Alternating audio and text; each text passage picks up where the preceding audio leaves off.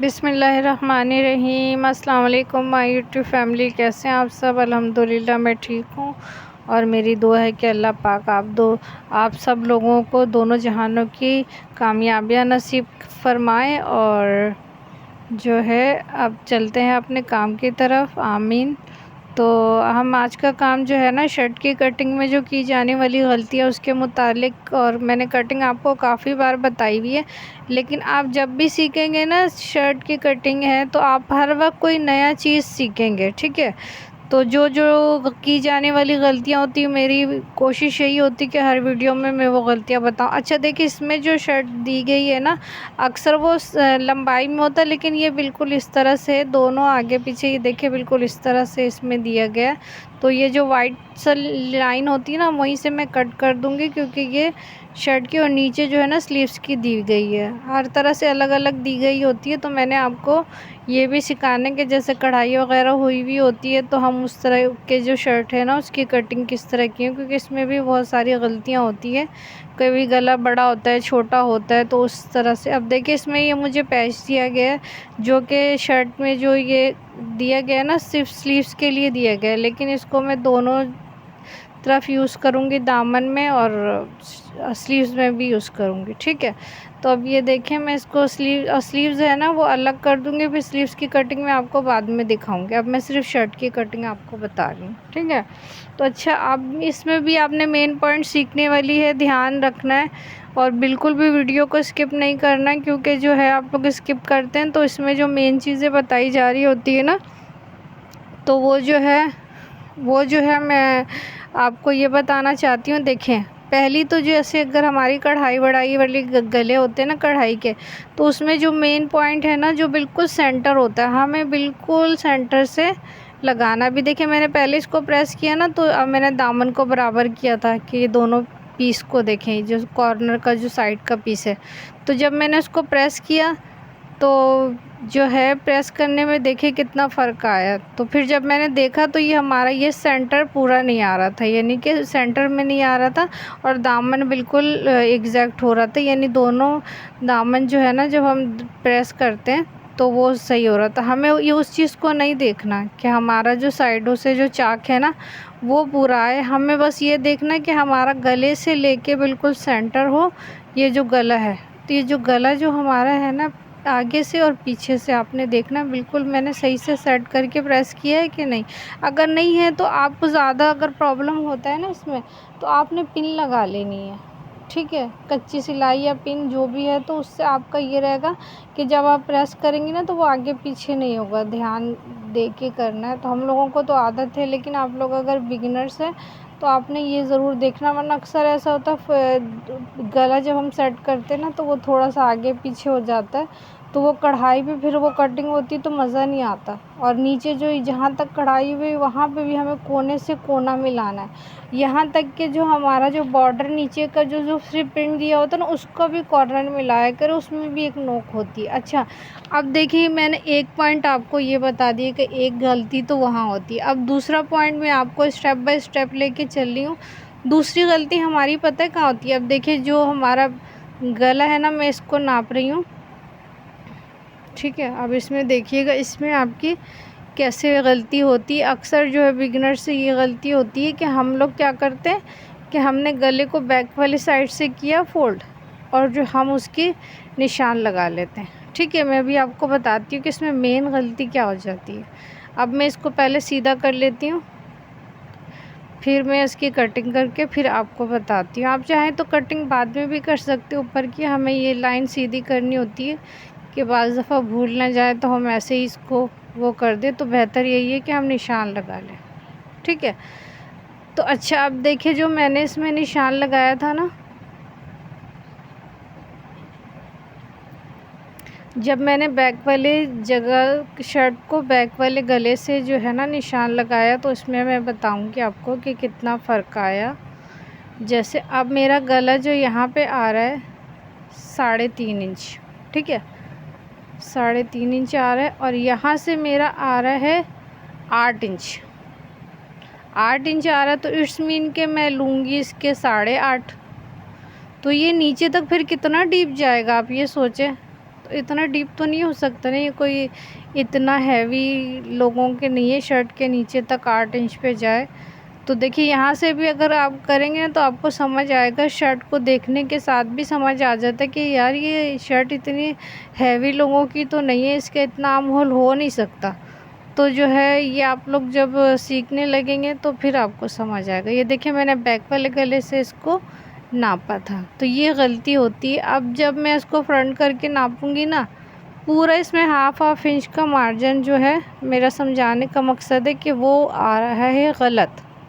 तो आपने इस गलती को भी दुरुस्त करना है। 2 गलतियां मैंने बताई, अमूमन ये लोग तो कर देते शर्ट को सीधी, वो अक्सर कर लेते हैं, सही करते हैं, बहुत अच्छा करते हैं, लेकिन आपने उसकी नोक ज़रूर बनानी है शर्ट की जो प्रेस करते हुए। अच्छा ठीक है, यही जो है मैं दोबारा बताना चाह रही हूँ कि ये देखें आप, अगर मैं 8 भी ले रही हूँ तो ये 8.5 पे बन रहा है, ठीक है गला। तो अगर 8.5 तक इसकी जो है ना आर्म होल आ रहा है, शोल्डर, तो नीचे हम 9 इंच तक तो नहीं लेके जा सकते ना, ठीक है। तो इस चीज़ों को ध्यान में रखना है। अब मैं फ्रंट वाले गले से नाप के फिर बताती हूँ कि कितना डिफरेंस आ रहा है, ठीक है।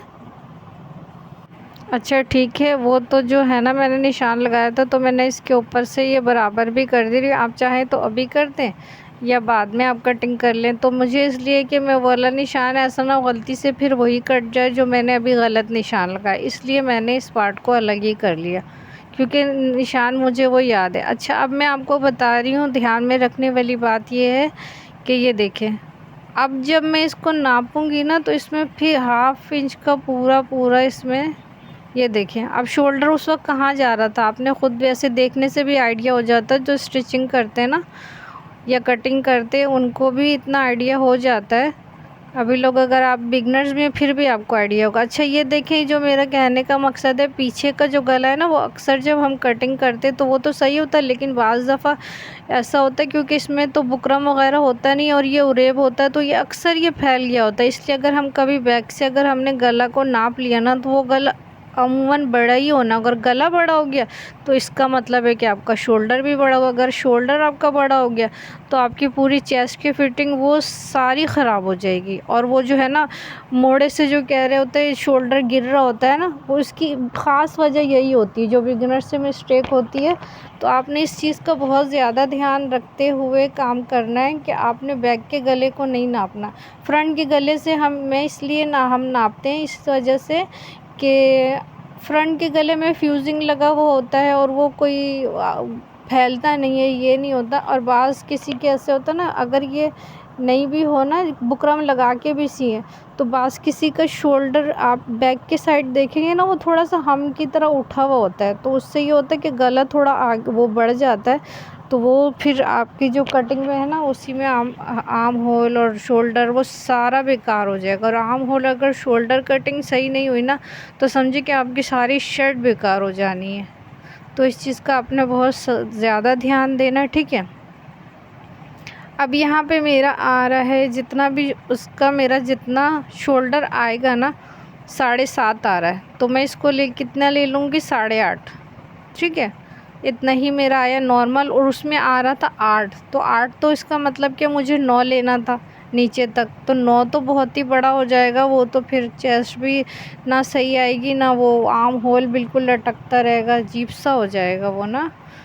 तो इस चीज़ों को आपको शर्ट को देखते हुए भी ध्यान आ जाता है कि हाँ भाई ये बहुत ज़्यादा हैवी लोगों का नहीं है, तो ये चीज़ है। तो ठीक है, मेरे मकसद थोड़ा सा यही होता है, अगर थोड़ी सी वीडियो लंबी भी हो जाए मुझे इस चीज़ की परवाह नहीं होती। मेरा मकसद सिर्फ यही होता है कि मैं आपको सही से गाइड करूँ, ठीक है। तो ये देखिए, जब हमने बैक से कटिंग की ना, तो जो है हमारा आया शोल्डर जो है, आर्म होल पूरा हाफ इंच का जो है ना मार्जिन जो है ना, वो ज़्यादा आ रहा था पहले, और अब बिल्कुल सही आ रहा है, ठीक है। तो इस चीज़ का आपने ध्यान देना है। अच्छा देखिए, इसमें मैंने बेसिक आपको पॉइंट एक मैंने वो बता दिया कि आपने इसकी प्रेसिंग जो है ना वो अच्छे तरीके से करनी है। अच्छा दूसरा मैंने आपको स्टेप वही बी बैक के गले का बताया। अब तीसरा स्टेप मैं आपको आर्म होल की कटिंग बता रही है। जितना भी हमारा जो शोल्डर है ना, जो हमने नीचे से लिया है, तो उसके मैं हाफ़ कर दूँगी। हाफ़ से मैं तो क्या करूँगी, हाफ़ इंच ऊपर कर दिया। तो उसी जो हाफ़ इंच के ऊपर है ना, मैंने आर्म होल की कटिंग कर ली है। वो तो मैंने आपको सारा बताया ना किसकी कितनी आर्म होल की मैं रखती हूँ। तो अगर आप लोगों को अगर अभी भी समझ नहीं आया तो आप मुझे कमेंट सेक्शन में ज़रूर बताइएगा, तो मैं आपको आर्म होल की अच्छे से कटिंग करके फिर डिटेल में बता दूँगी। मैंने काफ़ी बार बताया हुआ है कि कौन सा पार्ट ज़्यादा रखना है, कौन सा कम रखना है किस आर्म होल की, ठीक है। तो जितना भी हमारा होता है ना, मैं आपको उसमें अच्छे से गाइड कर दूँगी। वैसे मेरी काफ़ी वीडियो जो पड़ी हुई है जिसकी जो है ना मैंने बताई हुई है। अब मैं सिंपली चेस्ट का नाप ले रही हूँ, ठीक है। चेस्ट के नाप में जितना भी ये होगा, बस हमें स्केल से उसको, ये जो हमारी जो ये है इंची टेप में, उसको डबल फोल्ड करके सिंपली जल्दी जल्दी से बस ये फ़ौरन से ही हो जाता है। इसमें कोई इतना ख़ास वजह नहीं है इतनी। तो ये मैंने काफ़ी बार बताया, ये तो बिल्कुल आपको इजी हो गया होगा, बिल्कुल आपकी घुट्टी पे ये उतर जाना चाहिए। जो मेन कटिंग जो शर्ट की है ना, ये चीज़ है। अब स्टेप बाय स्टेप मैं नई नई चीज़ें बताती रहती हूँ ताकि आप उसको अच्छा। इधर से मुझे जो मैंने लिया है ना, जो हिप वाली जगह है, तो मुझे इससे काफ़ी ज़्यादा कपड़ा चाहिए था क्योंकि मैं बेल इसके साथ ही लगाना चाहती हूँ। तो मुझे यहाँ पे, लेकिन यहाँ इसमें इतना ज़्यादा कपड़ा है नहीं, सिर्फ 2 इंच का ही मार्जिन मुझे मिला यहाँ पे साइड पे चाक के साथ, क्योंकि मैं चाक कपड़े के साथ ही फ़ोल्ड करके लगाने का तरीका आपको सिखाना चाह रही थी। तो क्योंकि मैंने अभी तक सिखाई नहीं है, तो वो मुझे 2 इंच मिल गया। चले 2 इंच भी मेरे लिए बहुत होगा। अंदर 1 इंच की फ़ोल्डिंग और 1 इंच जो है ना बेल के साथ मैं फ़ोल्ड कर दूँगी, ठीक है। अब जो सिंपल जो इसकी शर्ट की लेंथ थी ना 41.5 थी, ठीक है। तो इसी तरह से मैंने इसकी लेंथ रखनी है, क्योंकि इसका नीचे वो है पैच है, तो वो भी मुझे अटैच करवाना है। तो मैंने सिंपली जो बस जो कटिंग है, आप नीचे से करना चाहें नीचे से करें, और 1 इंच ऊपर वो उसकी कटिंग करनी है, ठीक है। शोल्डर की 1 इंच कटिंग होगी। और फिर मैं एक बार आपको आर्म होल की कटिंग का एक बार ध्यान बता देती हूँ। शायद इसमें मैंने डिटेल से बताया कि नहीं, ठीक है। अब ये देखिए, पहले ये देख लें, फिर मैं आपको बता देती हूँ आर्म होल का दोबारा से, ठीक है। तो ये देखें, मैं सिंपली मैं आपको उससे बता देती, मेरा स्केल ये वाला है ना, ये बीच जो एल शेप वाला है, वहाँ से टूटा हुआ, वहाँ पे भी मैंने जोड़ तोड़ लगाया हुआ है। तो टेप से तो थोड़ा सा टेढ़ा है, तो मैंने उससे करके उस तरह से नहीं, उसके अपोजिट साइड से मैंने कटिंग कर दी। वो उसकी ना जो निशान लगा लिया, ठीक है। तो बाकी जितना भी मेरा एक्स्ट्रा पार्ट है मैं इसकी कटिंग कर देती हूँ, ठीक है। तो ये मैं जब मैं नापी थी तो मेरे पास ज़्यादा कपड़ा नहीं था बिल्कुल। जब अगर वो लग जाएगा और बैक की साइड से मुड़ेगा और इधर पे ये बेल लग, वो मैं जो इसका पैच है ना वो अटैच करवाऊँगी तो बिल्कुल सही आएगा। तो ये देखिए, मैंने बैक पे भी वैसे ही निशान लगा लिया जैसे फ्रंट पे है।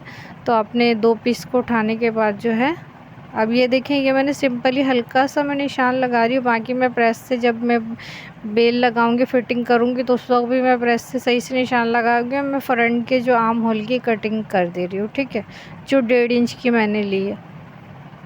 तो आर्म होल का मैं बता रही हूँ कि अगर आपका शोल्डर होता है 7.5 इंच, तो आपने नीचे डीप लेना है 8.5 इंच। 1 इंच आपने इजाफा लेना है, क्योंकि जब हम शोल्डर की कटिंग करेंगे तो वो बिल्कुल आपका बैलेंस ही आ जाना है, ठीक है,